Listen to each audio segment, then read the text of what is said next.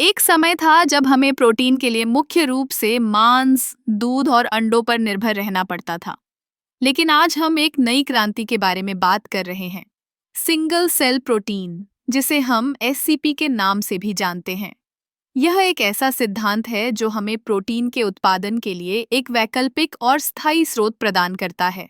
Single cell protein का मतलब है कि हम सूक्ष्म जीवों जैसे बैक्टीरिया, फंगस और आल्गी से प्रोटीन प्राप्त कर सकते हैं। ये जीव बहुत तेजी से बढ़ते हैं और इन्हें किसी विशेष भूमि या जल स्रोत की आवश्यकता नहीं होती।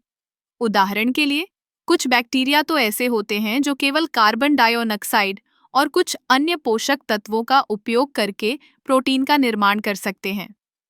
इस प्रक्रिया में हमें बहुत कम संसाधनों की आवश्यकता होती है। पारंपरिक पशुपालन के मुकाबले सिंगल सेल प्रोटीन का उत्पादन बहुत कम जल, भूमि और ऊर्जा का उपयोग करता है। यह न केवल पर्यावरण के लिए फायदेमंद है, बल्कि यह खाद्य सुरक्षा के लिए भी एक महत्वपूर्ण समाधान हो सकता है। अब सोचिए, अगर हम सिंगल सेल प्रोटीन का उपयोग करने लगें तो क्या होगा?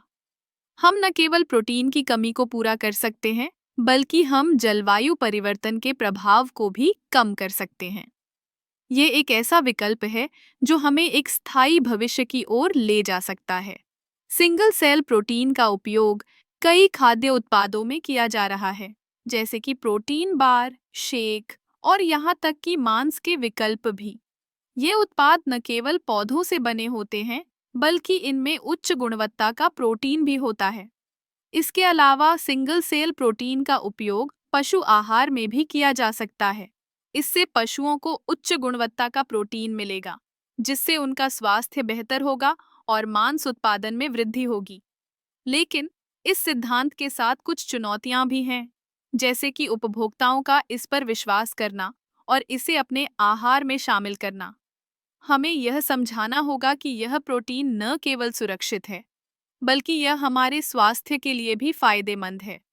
इसलिए सिंगल सेल प्रोटीन एक ऐसा क्रांतिकारी विचार है जो हमें प्रोटीन की आवश्यकता को पूरा करने के लिए एक नई दिशा में ले जा सकता है।